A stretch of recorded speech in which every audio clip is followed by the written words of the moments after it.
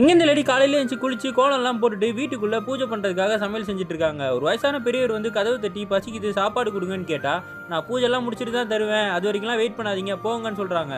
அப்ப கதவு லாக் ஆயிருக்கு. அதை ஓப்பன் பண்ண ட்ரை பண்றாங்க. இவங்களால முடியல. மறுபடியும் உள்ள போய் பூஜையை ஸ்டார்ட் பண்ணி அவங்க வந்து சாப்பாடுலாம் செஞ்சுக்கிட்டு இருக்காங்க. இந்த பெரியவர் அங்கேருந்து போகாம அங்க உட்காந்துருக்கத ஜன்னல் வழியா இவங்க பாக்குறாங்க. கொஞ்ச நேரம் கழிச்சு சத்தம் கேட்குது. என்னன்னு பார்த்தா அவ்வளவு பெரிய இடத்த அவர் பெருக்கிறதுக்காக உட்காந்துருக்காரு. இவங்களும் வெளியே வந்துட்டு இதெல்லாம் க்ளீன் பண்ண முடியாது இங்க வாங்கன்னு கூப்பிடுறாங்க. அவர் வரமாட்டேங்கிறாரு. இங்க வாங்க உங்களுக்காக ரொட்டி வச்சிருக்கேன்னு சொல்லி எடுத்துட்டு வந்து கையில கொடுத்தவனா அவரும் உட்காந்து சாப்பிட ஆரம்பிக்கிறாரு.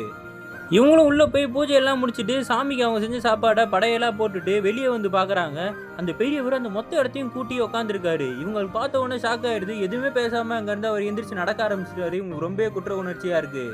இவங்களும் உள்ள போய் சாமிக்கு படைச்ச படையலை எடுத்துட்டு வெளில வராங்க. அந்த கதவு பூட்டியிருந்ததை இப்ப அழிச்சு தள்ளுறாங்க. கதவு ஓப்பன் ஆயிடுது. இவங்க மனசே திறந்த மாதிரி. வெளியே போய் அவரை கூப்பிட்டு கடவுளுக்கு வச்ச எல்லா சாப்பாடையும் அவங்ககிட்ட கொடுக்கும்போது நம்மளே கடவுள் மாதிரி தானே மாறிடுவோம்னு இவங்க புரிஞ்சுக்கிறாங்க.